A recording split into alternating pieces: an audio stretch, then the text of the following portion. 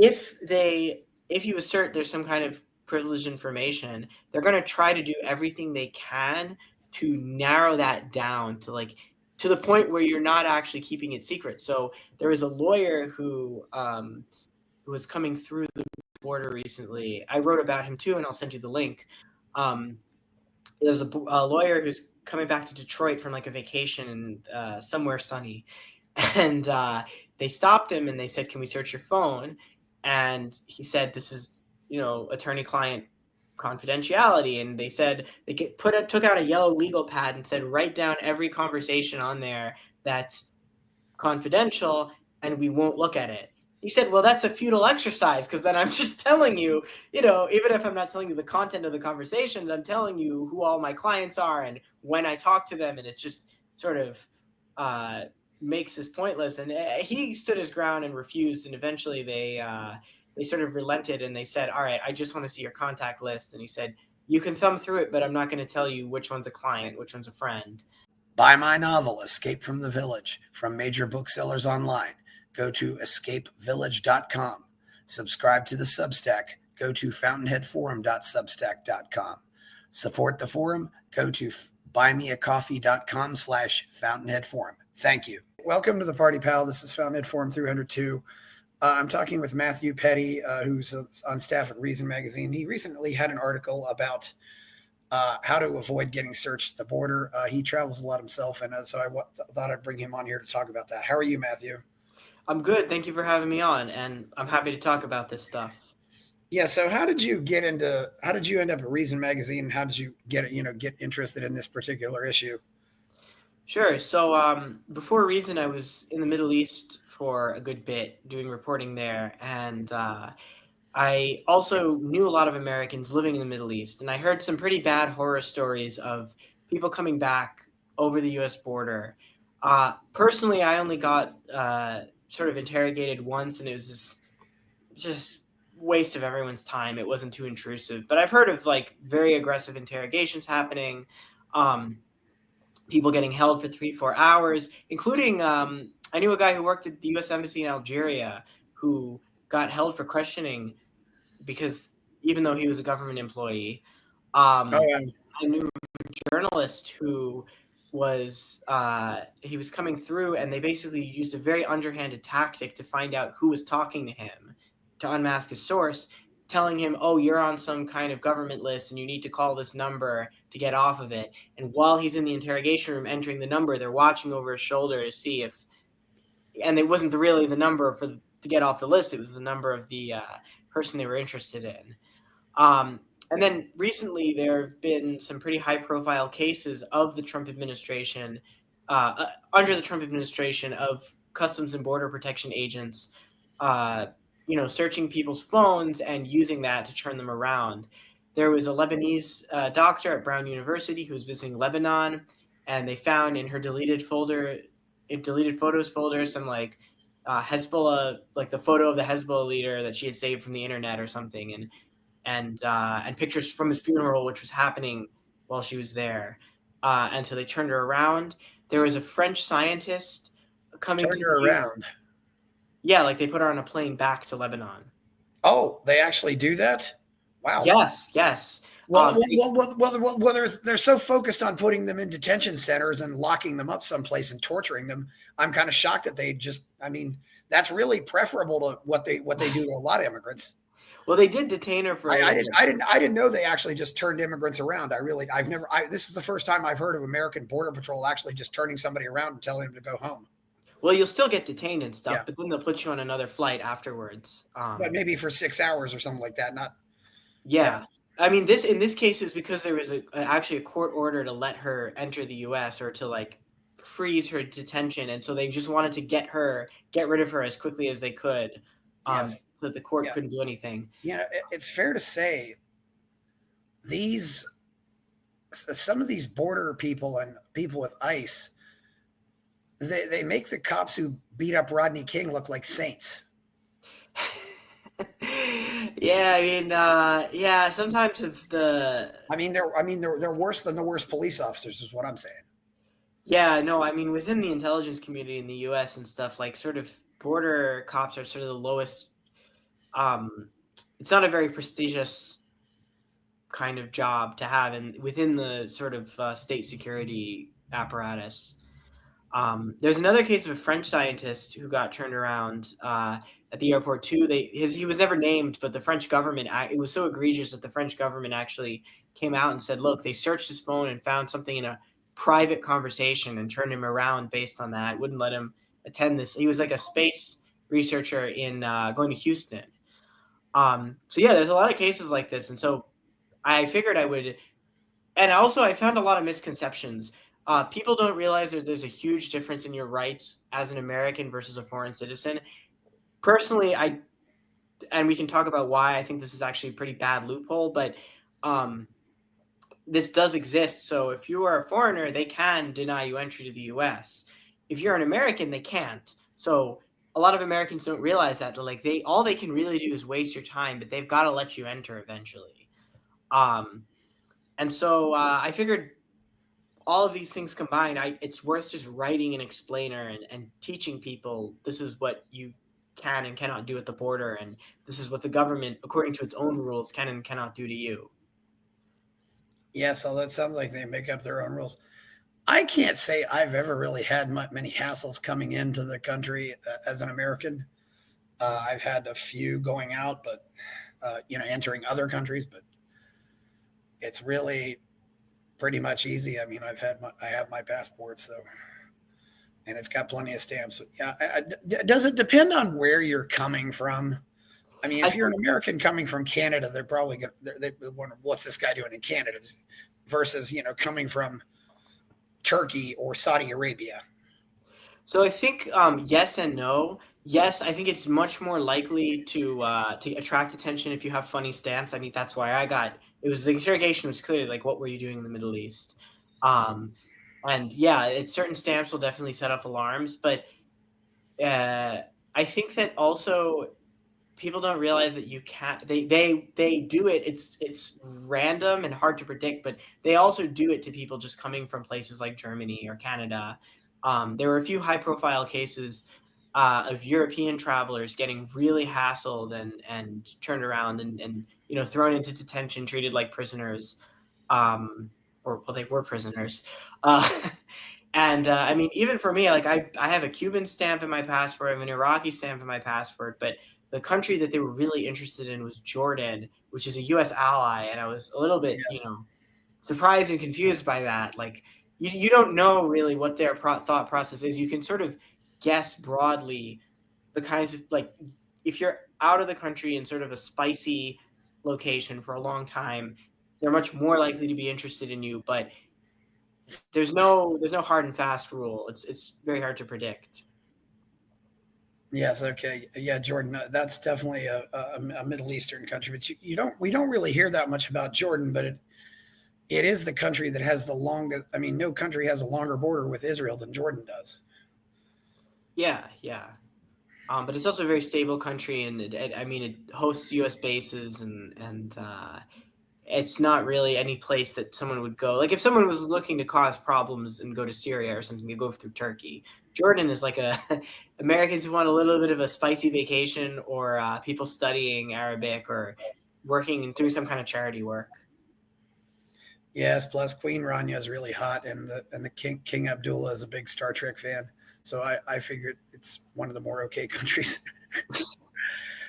Now he actually had a brief cameo appearance on one of the Star Trek episodes. Didn't have a speaking part, but he's just kind of there because he was such a big fan. But anyway, let's not go. But yeah, so, and obviously, you probably don't even want to tell them if I'm surprised you even told them you went to Cuba, but it's in your passport, right? You have to present your passport, and so. Well, I'd heard in the past a lot of people would actually get like little like paper stamp. Yeah, when we say stamp, if you have a passport, they stamp it with a little, ink stamp, and so that's where. But yeah, I've heard some people would go to Cuba and they'd like get a paper or something that would get them out. They actually wouldn't stamp American passports in Cuba. Most people go. It's because of the embargo has been there so long, but because a lot of people, if they went to Cuba, they would go through another country. But I went under Biden when the rules were a little bit looser and there was no real need to I went legally basically. I didn't break the embargo or anything. So Yeah, there were periods when it's opened up and there are periods when it closed off, and I think on the Cuban side they do the, or at least they did do the paper slip back when it was almost completely impossible to visit. Yes. Well, Reason did an article on Cuba many years ago, back in the '90s. It was one of the first times I saw Reason, about some people going sort of undercover just to reveal what was happening there. So, yeah, are there any? Can you? I also want to say we are not. This is not legal advice. This is not. We are not lawyers. So please Yeah, take no, I just talked what we to say with a lawyers. grain I'm of not a salt. lawyer myself. You know, is there any countries right now that would, uh, yeah, that would definitely set up a? I suppose North Korea would really raise a red flag, but hardly anybody ever goes there. But what countries, just based on this, would you say Americans should stay away from? That's just really hard to say. I mean, I think, yeah, a stamp with Arabic on it is probably going to freak them out. Um, and I think rarer stamps freak them out for sure. Like places that people don't usually go to. And I'm sure like Latin American countries and certain Southeast Asian countries might also raise flags for drug trafficking or something. But it's just very hard to give any kind of advice because I don't know at any given moment what the like internal guidance that Customs and Border Patrol, like, right, what's in their email inbox, what's like the briefing or alert or something that they got, what is the system flagging people for. That's very, I'm sorry that I couldn't give you a better answer, but it's just very hard to say with those kinds of things. Do you think it sometimes just depends on how busy or not busy that they are? I mean, Oh, for sure. when they Yeah, have a deadline, they just want to get everybody through. I mean, because a lot of time, several times I've entered America, I was coming in on jumbo jet. And I got to tell you a funny story. The last time I came back from Argentina, the flight was scheduled to arrive at 5:20 in the morning at Houston, and it got there at 4:40. So you're thinking, oh, our flight got here early, but then they said, I'm sorry, we can't let you off the plane until 5 o'clock because customs doesn't open until then. So we just were, we could get up, but we were just hanging out in the plane for 20 minutes on the tarmac, and then at 5 o'clock they opened the door. So yeah. yeah, no, I think I definitely had less intrusive, right? So you have like primary questioning and secondary questioning. Primary is like you show them your passport and say where you've been, and then they let you through. And then Yes. secondary is like if they pull you into the back room. That I've only been in secondary once, but the primary questioning, there's always a little bit like, what are you doing there? Um, and I do think the primary questioning goes by a lot smoother when there's a long line and yeah. So And they also ask what you have with you, though. I mean, you know, I yeah, mean, right, if you have anything to declare. I mean, I remember one time I said this, I was coming back from Mexico. I said to him, well, except for food, I didn't buy anything and ate all that food. So I got I got all the same stuff that I took with me in my bag that I have now. Nothing's changed. yeah. I mean, that's the thing with the U.S. border, and I mean, this is I think would be a great opportunity to get into like sort of what the law is and your rights are. They basically courts broadly recognize an exemption to the Fourth Amendment for border crossings because they say like it's the duty and interest of the U.S. government to regulate customs and taxation and that kind of thing. So, um, with your thing, like you can cross even if you have the right to cross the border, your things don't necessarily have that right, and that's why you have to basically tell them what's with you, and that is the sort of loophole that they use to search through people's phones. Now, your phone is not right. There's not going to be any contraband. There's a difference between right, unless your phone is filled with cocaine or something in the battery compartment. Your phone is not Yes. really of interest to them as contraband or something taxable. Like that's just your personal papers and your personal documentation and communications, and they really shouldn't be able to go through that, even if you accept like the government has the right to tax things crossing borders, and that's a basic function of the state. That's different from intruding on your sort of your text messages with your mother. Um, but the U.S.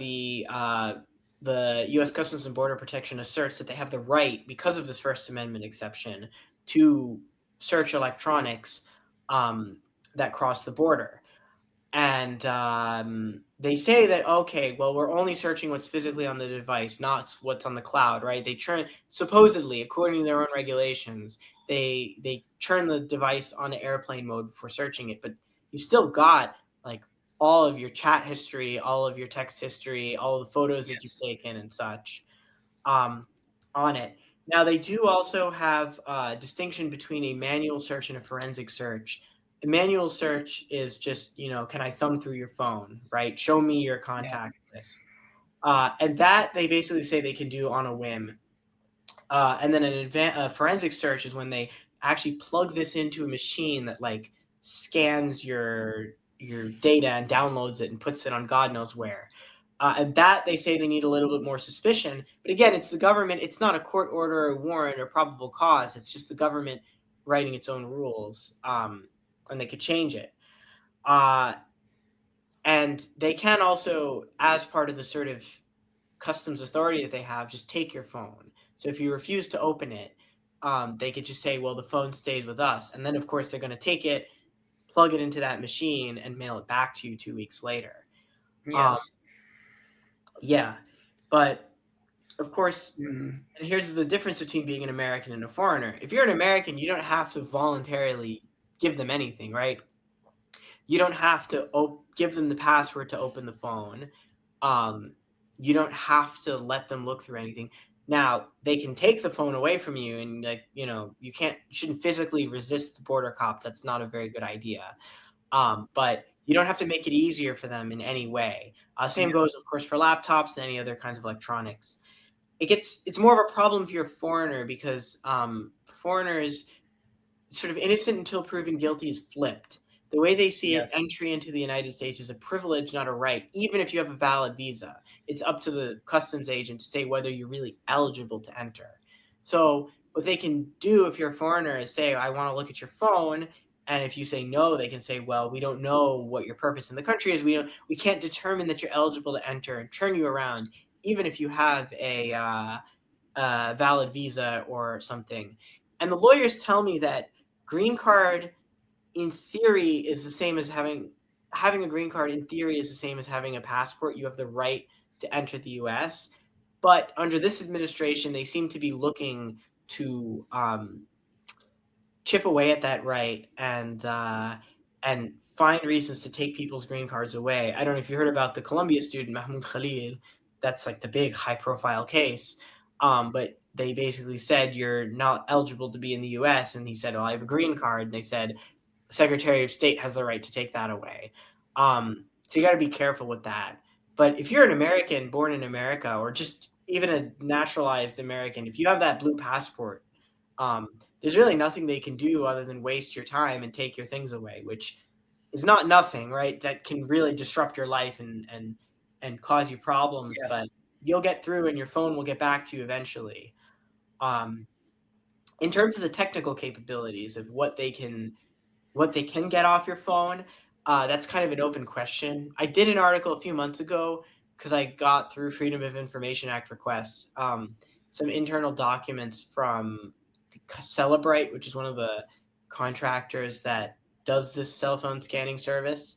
And I can send you the link to that. But we, as one of the experts told me, it's sort of a cat and mouse game between Celebrite or contractors like it who work for the government, and then the tech companies who don't want the phones to be easy to break into. Some general advice I can give is with the iPhone, if you have an iPhone, it pretty much automatically encrypts the hard drive when it's off. So, and then that's why you need to enter the password to turn it on, even if you have Face ID, because it's just encrypted and you need the passcode to decrypt it. Yes. So, very, very basic thing to do to protect yourself, whether you're crossing the border or just any circumstance, whether the government or private criminals want to take your phone away, is to have it off. That makes it much harder to access things. Okay. Um, there's also options. Most laptops have an option to encrypt the hard drive, and again, like it'll be decrypted while it's running because you've got to access your files, and then it encrypts again when you turn it off. So just turn your stuff off when you get off the plane. That's a very basic way to protect it. There's more advanced ways that you can do, like Yes. um, I think Apple actually, I'm not an Apple corporate representative or something, but I do think they make very privacy conscious products. You can always back up your iPhone to the cloud before you get on the plane. and then when you land, you do a hit factory reset. That's what I did. I was just in Canada, and I did this. Thankfully, I didn't get hassled at the border, but just peace of mind. I had my iPhone. I did factory reset. It took 5 minutes at the gate of the airport. And then when I came back, I just downloaded the backup, and my phone was like what it was before I took off. I don't recommend doing that if you're a foreigner, because again, they can say that's something suspicious, and we don't know what you're hiding. We don't know, and we can turn you around. We being border protection, but if you're an American, I think there's very few downsides to that. Because even if they take your phone, there won't be anything on it. Like, you're not crossing the border with any data. You could also, use a burner phone. Have a burner phone with like your innocent, like, talking to the dry cleaner or something, and then leave your phone that Yes. has sensitive data at home. Some people say using a burner phone, and one thing I got is you mentioned the doctor from Brown. Uh, this is something that's been on my mind. How can they possibly be violating laws regarding medical confidentiality? If they search a doctor's laptop or download a doctor's phone, because a doctor might very well have sensitive patient data on those devices. Yeah, so they actually, it's good that you brought this up, because their Yeah, internal regulations do govern. They like in their own internal regulations do talk about what to do about confidential information, but it's very loose protection, and very much it just says, you have to respect all applicable laws when dealing with yeah, medical, journalistic, and business information. Lawyers get a little bit more protection, um, because at that point, the border, if there's someone asserts attorney-client privilege over something in the phone, um, then they have to call their supervisors and get like the CPP lawyers involved. yes, That being said, first of all, again, the protection is entirely within. It's like basically just the government policing itself, which we know how well that works. And yes, second of all, if you assert there's some kind of privileged information, they're going to try to do everything they can to narrow that down to the point where you're not actually keeping it secret. So there was a lawyer who was coming through the border recently. I wrote about him too, and I'll send you the link. Um, there's a lawyer who's coming back to Detroit from like a vacation and somewhere sunny, and they stopped him and they said, "Can we search your phone?" And he said, "This is attorney-client confidentiality." And they said took out a yellow legal pad and said, "Write down every conversation on there that's confidential, and we won't look at it." He said, "Well, that's a futile exercise, because then I'm just telling you, even if I'm not telling you the content of the conversation, I'm telling you who all my clients are and when I talk to them, and it's just sort of uh, makes this pointless." And he stood his ground and refused, and eventually they sort of relented, and they said, "All right, I just want to see your contact list." And he said, "You can thumb through it, but I'm not going to tell you which one's a client, which one's a friend." Which was good on him. But yeah, I mean, yeah, to the long and short of that is, yeah, the government is violating confidentiality laws, and they're sort of like, stop me. The problem with this is that there's no higher court. There are a few lower courts have ruled on border phone searches and like thrown out evidence used in criminal cases from border phone searches. But until we have a Supreme Court ruling, there's nothing really protecting you other than the CPP regulations, which are vaguely worded when it comes to this kind of yeah. thing. It seems like maybe they put vague language in just so all these people can just kind of make up their own minds, and then they get in their heads that they can play God. What? Yeah, I was wondering about. I used to work for a hospital doing information technology work, so I really wondered about that, and I wondered what would happen if I'd played that card myself, just saying I do information technology work for a hospital. I have access to sensitive information. I can't.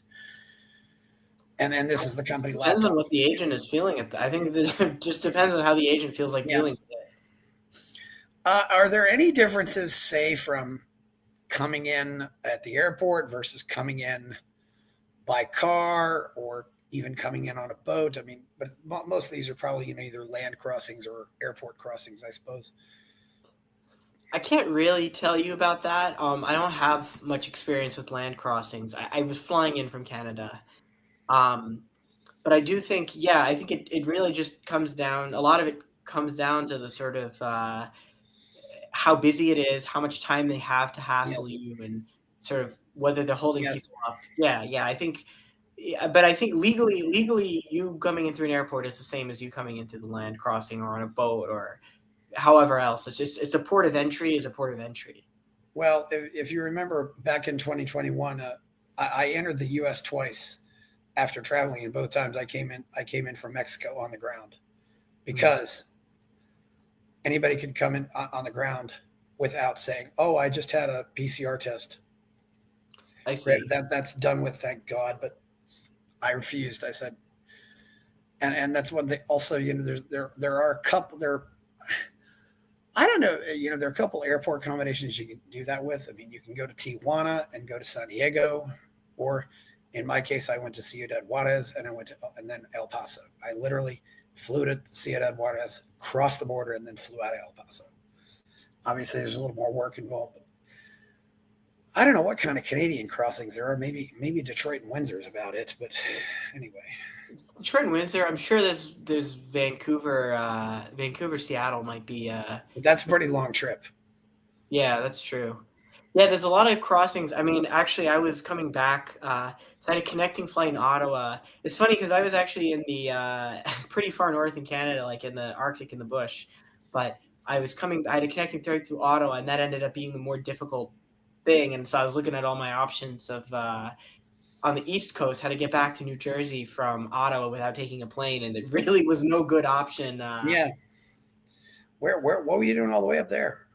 Well, I was visiting the Inuit have a spring festival Oh wow. that lines up with Easter, so I was visiting that, and I'm probably going to write something about that. Okay, so yeah. So what things should foreigners think about before coming in, or what? We probably heard a lot more horror stories. What should they be aware of? I guess one thing is just like the government can't search what you don't have. And so I think having a burner phone or having a phone that's sort of scrubbed of any offensive conversations might be a uh, not a bad idea. Again, the government, if you come in with no phone at all or a completely factory reset phone, that might cause you bigger problems because they'll be like, what do you have to hide? And it really sucks because the point of the Fourth Amendment is not that you're supposed Yeah, to sacrifice a little privacy to save the rest of it, right? It's supposed to be that you don't, that you have your rights to privacy and the government shouldn't be hassling you. But just unfortunately as a practical matter, yeah, you might have to sacrifice a little privacy, so let them look through, have a phone with innocuous things on it that they look through so that they don't question you further. um the other thing is that like I said, it's pretty unpredictable, and we've heard all sorts of horror stories with just like very innocuous European tourists getting hassled. That said, it does seem like what they're really looking for at the moment is pro-Palestinian content or any the specifically like the combination of student student visa and Palestine is something that they're really looking to make like a politicized case out of. So if you're on a student visa, be careful with that stuff. Um, yes, yeah, and like I said, green cards. In theory, a green card holder has a same right as a passport holder, but there's they might be looking to mess with that. I don't want to scare people. I mean, right? Like thousands of people, millions of people enter and leave the United States all the time. It's most of the time you won't have problems, but the issue is like when you've been chosen, that means you've been chosen, and then it can really spiral from there. Um, yeah, I think good advice for everyone in general is just have like separation of devices and accounts where you've got your personal stuff on one thing and like innocuous stuff and sensitive work data. You don't yes, really want to be crossing the border with that unless you have to. yeah. If you have no phone, aren't they going to be maybe think you're hiding it or something like that? Yeah, exactly. And Yeah, that's the other thing. If you say my phone's not on me, this is one thing I actually thought about. Can you just put your phone in your checked baggage and say I don't have it on me? What they'll do is they'll say, all right, we're going to baggage claims. We're going to grab your bag, open it up, and make you hand over your phone. And that probably also invites a search of your checked bag, which might be another hassle. But I've also definitely heard from people who yeah, airline employees and stuff. You do not want to check that stuff. And as one quote, your laptop will be destroyed, unquote, that kind of thing. Oh yeah. Yeah, they will just tell you do not put that kind of stuff in your checked luggage. I mean, maybe if you have it in a factory box or something that's just really padded. But I mean, one thing I do is travel with Chromebook, which is yes, I'm actually I'm calling you from my Chromebook now, uh, which is so now I've done enough Apple advertising for free. Now I'm gonna do some Google yes, advertising. If people are familiar, Chromebook is a very cheap laptop. You can get one for less than $100. It's on sale. That basically does not have internal storage. It only connects to the internet, and it's designed, to steer you towards using Google Docs and Gmail and stuff. That's all in the cloud, as they say. Um, and for work stuff, I mean, when I'm traveling and I'm doing work stuff, that's pretty much all I need, anyways. And the thing is, like, first of all, you can even say, "Yeah, I'd love to show you the stuff, but if it's not connected to the internet, it won't access anything." yes, If they take it and scan the hard drive, they won't find anything, and there's not really much of a cost to losing it. I mean, $100 isn't nothing, but it's also not like losing an iPhone or a Mac laptop or something. So that's sort of in the yes. category of burner phone advice. And Burner you life.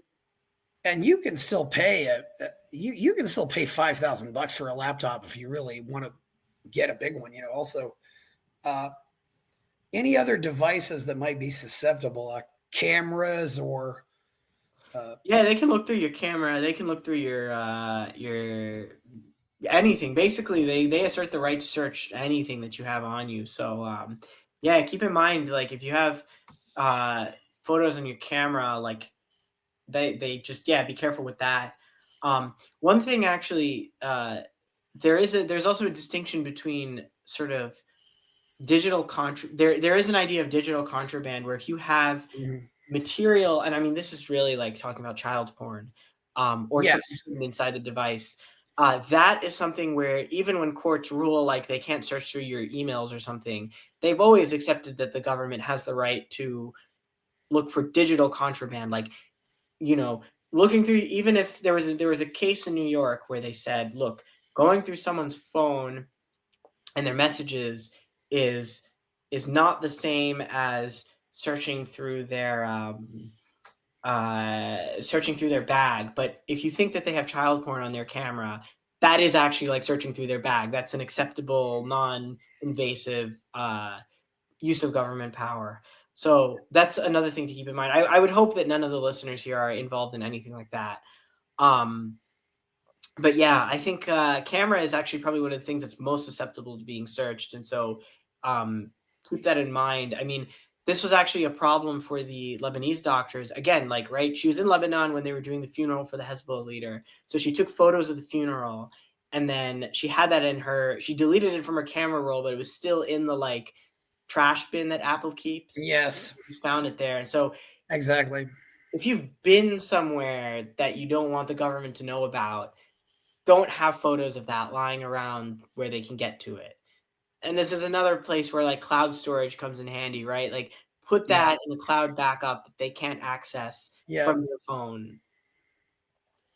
yeah. Yeah. It's careful. Yeah, there's a lot of stuff. When I worked as doing system administration and stuff, and people would leave the company, and I would have this little talk with them about 2 or 3 hours before they left. I'd just say, look, if there's anything on that computer that you don't want anybody to find, get rid of it now. you know, just because afterwards we're gonna see your computer after you're out of here. So Yeah, I know people are sometimes not yeah. really. I don't blame it. Like, it's the average person's device is just a tool. They don't really get super. Well, yeah. Well, Why? if you're doing movie shoots or something like that, you might actually have a video camera or something like that too. Using your there's a lot of electronic equipment. Yeah. Some of the stuff, I mean, I still even, still have an old pocket radio or something like that. They might not know it. I And got then, I have DSLR cameras, drones, I yes, action cam. Like I'm a big photography buff, so there's all and like this is the thing with photos of you in a place you're not supposed to be is not itself yes, contraband or illegal, but that just might lead you to have problems, right? I think that if I were in Lebanon during that funeral and I take pictures of as an American citizen, yes, take pictures of that funeral because I'm just there on the street. There's nothing illegal about that, but then just having the photos might lead them to suspect me of terrorism-related crimes and cause all kinds of headaches. And right, yes. if you're a foreigner and you're photographed in somewhere that you're not supposed to be, then that's enough reason for them to just put you on the next plane back. So I mean, in general, be careful about what you take photos of. You know what I mean? Like, Well, there's even if it's photographs of a place where you're really not supposed to be. I mean, Yeah, it's just like, you can't have a problem if it doesn't exist. Like, there's no need to make a record of everything. And but if you do have a photograph of something that will like alarm them or lead them to suspect you of a crime, then just like don't have that searchable. any papers or anything like that, maybe you wouldn't want to have. I mean, I don't know. You might not want to carry political paraphernalia with you or something like that. Yeah, and also keep in mind that you're going in two directions when you travel abroad, Yes, right? And if you're going to Canada, the laws are pretty much the same. Um, but if you are traveling from the US to like China, then yeah, also be careful about the Chinese government because even though you basically don't have privacy rights on either end of the border, political paraphernalia that might not get you in trouble in America might get you in a lot of trouble in China. Like, keep in mind this is also a two-way journey, and that's why I think beyond just knowing your rights, a very smart thing to do is just have separate devices for when you travel and be careful what's on them. well, I can tell you, I tell people I saw enough of China just when I changed planes there.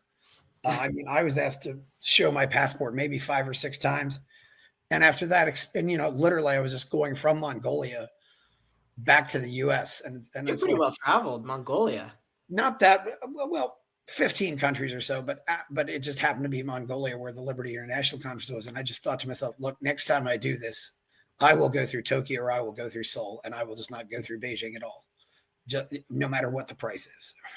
Yeah, that's one thing you got to also Mm. keep in mind when traveling internationally is when you have a layover, different countries treat layovers kind of differently. Um, Yeah. Most of the time when first of all, yeah, and also it depends on your destination. Most of the time, if you're just in and out of a country, like international layover, Yes. like flying from the US to Egypt and you have a layover in Austria, like you don't enter Austria, you just kind of pass through. Yes. But if you like flying from Mexico to Seattle by way of Los Angeles, then you are crossing the border in Los Angeles. That's where you getting checked. You have to take your bags off the plane and recheck Yes. and do the whole customs process. And then Los Angeles to Seattle, you're in America and it's domestic and you just get off the plane. Exactly. Yeah. Once you're in the country, and also too, just I have changed twice at Istanbul on Turkish Airlines, and really it was almost no hassle at all. I mean, Yeah. I think I showed my passport and my boarding pass once, and that was just, and this is something else too. I also would advise if you're traveling to America or traveling anywhere, uh, and if you're just doing a round trip, it does not hurt to have your paperwork on that and just say, hi, okay, here's my plane ticket back. So I'm leaving in 2 weeks.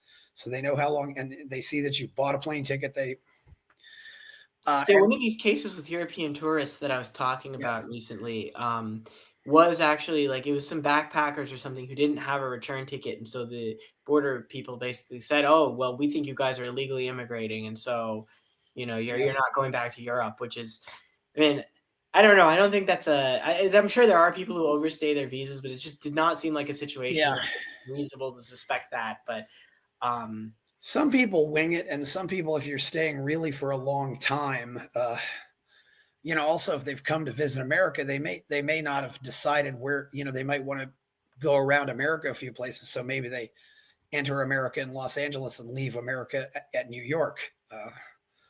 I did. When I went to Ireland, I did that. I came in at one airport and left via another airport and was staying with somebody. So And also we had recently had that case where the German girls arrived in Hawaii and they didn't get That's the allowed one I in was talking about. because the thing was they didn't have a hotel booked, and that's definitely seeming to be a red flag in my experience. Mm. They definitely want to know what Airbnb I'm staying at, and sometimes I don't necessarily have that information readily available, but I can say from experience, and this was all the way back in 2000. I got a lot of questions when I was driving into Canada, and just driving, road tripping, going from Columbus, Ohio to Toronto when I lived in Columbus, which is about 400 miles. It's definitely a drivable trip, but I would often, just doing that kind of driving, I would just wing it and just figure, okay, when I feel tired, I'll stop and start looking for a hotel, and then so I had no hotel reservations. And she was like, why don't you have hotel? I'm really concerned that you don't have hotel reservations. Yeah, I mean, that's the other thing with the, And this was in 2000. Oh, Before, wow. before the World Trade Center, and when you could go to Canada just with your driver's license. Oh, wow. Yeah. Huh. Yeah. No, I mean, that's the other thing with border, just crossing borders, and just dealing with government bureaucrats in general. I mean, unless they're looking for something, and unfortunately, at this moment, that just seems to be like student visas or just anything that they can give you a hassle about. But yeah, unless they're looking for something specifically, which you just want to be like non-suspicious, just be like an ordinary, non-memorable person that just doesn't stick out. And I think that's like the best way to do it. I mean, again, it's not a guarantee of anything. Like that French, I don't know the full circumstances, but that French scientist going to a conference, which seems to be the most normal, innocuous thing you could do, um, did get searched and turned around. But I think in general, yeah, like you want to have your dot your T's and dot your I's and cross your T's, and just look like someone who's knows what they're doing and is going somewhere and coming back and is on their, yeah, exactly. I will say on the layover thing, I just wanted to add that some countries treat it differently. So I've heard some horror stories of people getting, or I've read in the news some horror stories of people getting detained in the UAE despite like being there for a 3-hour layover, not trying to enter the country. But just because they crossed through the airport, the UAE was basically like, okay, you're in our hands now, and we can detain you, and some pretty nasty things happening. But for the most part, yeah, if you do have a layover, if your final destination is in another country, you typically won't have to cross the border. Yes. Also, since you mentioned the UAE, I got to tell you this story of Wes Bertrand, who was on one of my shows, and he talked about it. Going to Dubai, his buddy or something, while they were in line, waiting in line, said the F word, and oh my goodness, that all hell broke loose just because of that. Oh, wow. That doesn't shock me at all for a Muslim country, but yeah, but the Emirates has this whole thing of like we're not political or anything, but these just where they're so puritanical. It's they don't want, just because of yeah.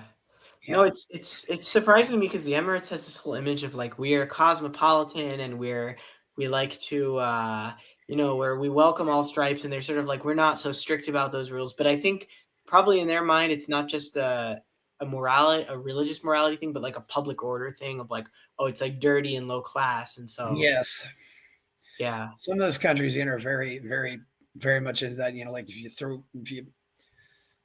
you throw down a piece of chewing gum or something, which I kind of understand that, because I do think to a certain degree, if you really are hard on those little things, the big things don't arise. But it's really a tough call. It's it's just like when it's. But yeah, keep in mind, I think the general message is like, when you're traveling internationally, keep in mind you are going to another country, and there's going to be a whole other set of considerations, in addition to like the unfortunate situation you'll find back in the U.S. And I don't know either. It just depend on what kind of clothes you wear. I mean, if you're wearing, if you come in wearing a nice suit, or if you come in look like you're homeless or something. I mean, or do you think that makes the difference, or if you just I think it's just in general appearing non-threatening and just sort of put together to the border agent probably reduces your chances severely of getting hassled. Certainly, I can imagine it does. I mean, what would you do? I often will when I travel. I will send an email to their embassy in America, and I'll just say, "Hey, I'm coming to your country. What can you tell me? What do I need to do?" And somebody at the embassy will usually send an email back. And in one case, they said, "Oh, you might want to get a yellow fever shot or something like that." Are there any other considerations like that? Because I've definitely heard of people needing to get shots, getting some shots to go into Brazil and stuff like that. It's Yeah, I haven't been to a country that requires that, but I do know that's a thing, and you always want to check. Yeah, you don't even have yes, to write them an email. A lot of the embassies will just have it on the website, or the U.S. State yeah. Department will have it on its own website. It has like I a index of countries with sort of what you need to do as an American to get in there. I like, yeah, I usually just like to email them and I emailed their embassy in the US. One time when I went to Peru, I actually called them and I said, well, you might want to get a yellow fever vaccine. I said, okay, I'll get a yellow fever vaccine because Peru is still very wild in that sense. And anything else you might want to tell people not to take. I mean, I remember from I was at the airport at Minneapolis, St. Paul, and this nice, cute lady from Thunder Bay, Ontario was there changing planes, and she said they took my apple away. Yeah, As she was entering the country, it said, "Oh, fruit flies." yeah. The government. That's one of the like sort of most basic functions of customs is to stop the spread Yeah. of stop like the introduction of invasive species and that kind of thing. So, Yes. yeah, a lot of people don't know this until they travel, but they really do. And I think this is less of like the government being. People think like, oh, this is government bureaucracy being bureaucratic for the like to be annoying, but actually this is something that has a like a logic and a rhyme and a reason to it. Yeah. Live. They food that's been processed usually is okay. If you bring a bag of chips, that's usually okay. But if you bring produce or like raw meat, then Yes. that will that'll cause problems. Although again, also like I don't know how practical it is to travel with produce because you don't know how Yeah. long you're in the air. Like nothing that needs refrigeration is gonna really last. Yeah. That's something that kind of tests my libertarian tendencies also because you look at things like kudzu, the vine in the South and stuff like that, and just like and Pablo Escobar, who was probably the richest drug dealer ever, actually brought hippopotamuses for his own personal zoo in Colombia, and it's like, why do you need to bring hippopotamuses into Colombia? They don't live there. I mean, and to their credit, the government went out afterwards and they found all of them and they sterilized them. So that was nice. They didn't kill them anything, but they just said, okay, they're going to live here and they're not going to reproduce, and we're not going to have hippopotamuses in Colombia because they've never been. Yeah, that can really be an issue also. Yeah. No, I think I think it's just like unfortunate that Customs and Border Protection sort of uses that like we need to control the goods that cross the border as a way to just violate all kinds of other individual rights of your privacy, basically. Because I do think, yeah, I think that's like a sort of a sensible use of government power is just keeping track, like within reason, keeping track of like livestock crossing borders. Like, yeah, Yes. fine, but yeah, it's just it's very unfortunate that they then say, well, your phone is the same thing, and so Yeah. Yeah. And I don't know if you saw the ICE graphic. ICE put out some graphic that said, we're going to stop the spread of illegal, people, money, goods, and ideas. And it's like, wait, yeah, ideas. that is something else too. I should probably ask about. What about cash? I mean, I got to tell you, I went to a retreat in Peru, and we had made a deposit on my credit card, but then he showed up. Okay, pay the rest cash. I went into Peru carrying about $1,500 with me. And just had it, and I'd kind of wondered what kind of questions will this raise if I have all this cash on me. You got to declare. So the Yeah. rule with U.S. and I think most countries have a similar limit, is that you have to declare $10,000 or more of cash on you. Well, So yeah, but will it draw suspicion though if you just have a lot of cash? yeah, I mean, I don't know. I think that if I you don't come think. in with Yeah, 900, I think you come in with $9,999. Like, yeah, yeah. they're going It's to. hard to carry. Yeah, it's hard to carry that much cash. Period. Yes, I was thinking nowadays, and I mean, I've traveled with lots of cash before just because it's easier to, even going to like Britain and stuff. It's just, Oh, yes.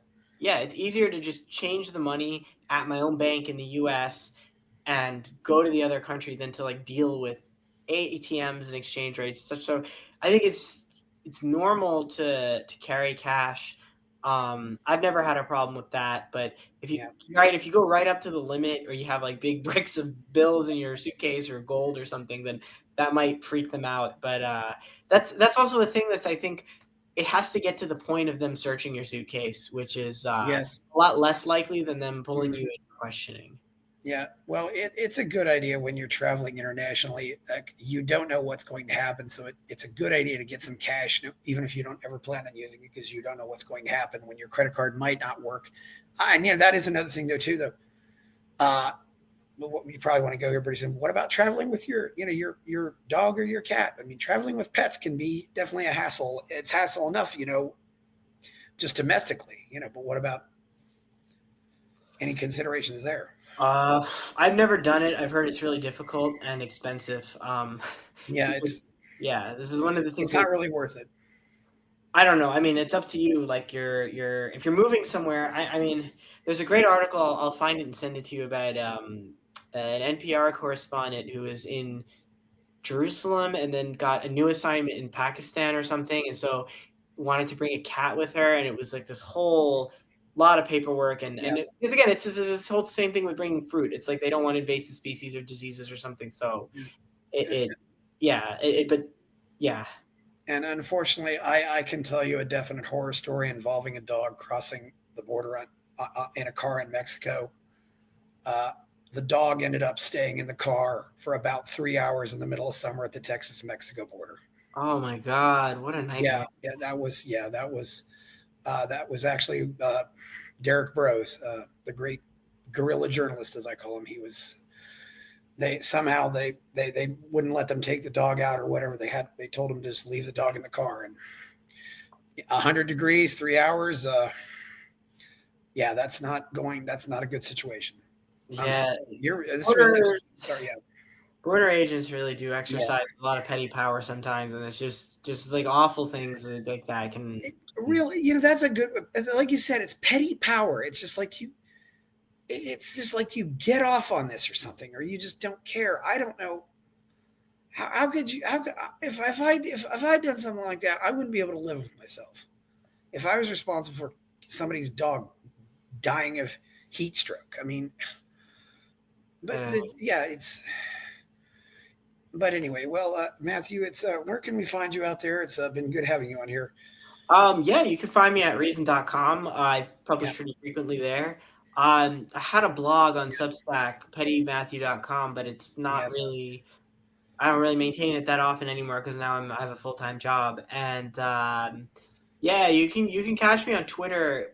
Sometimes I have my account public, sometimes I have it private. It just depends on but it's my real name there too. You can just search my real name and Yes. you'll find And me. you're one of the few people who spells petty with an I instead of a Y. So it's a Well, like, it's not yeah. the French like petty, like small. It's in Ellis Island. Okay. It was Pettigreenie in Italy, and then they chopped off Yeah. the greenie and made it. Okay. Yeah, I just wondered about that.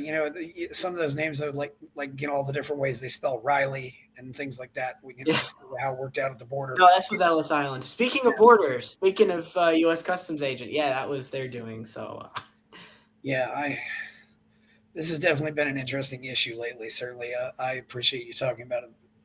Although this was more for Americans, but certainly just be careful and talk to and before you travel. Also, just maybe it helps if you know people who live there, just to figure out what kind of hassles you're going to go through, because it's yeah, definitely. There's always what's on paper. I think that's a consistent yeah. theme in the whole conversation. There's what's I on paper, and then there's Yeah, there. The State Department does have that do not travel section. Although I've certainly went to Acapulco enough times, and it's always been on the do not travel part. So, but anyway, so thank you very much, Matthew Petti. Please like this video, subscribe to the channel, go buy my novel Escape from the Village, check out my Substack, and go to buy me a coffee to support the show. I'm Chris Baker. We're out. Buy my novel Escape from the Village from major booksellers online. Go to escapevillage.com. Subscribe to the Substack. Go to fountainheadforum.substack.com. Support the forum. Go to buymeacoffee.com/fountainheadforum. Thank you.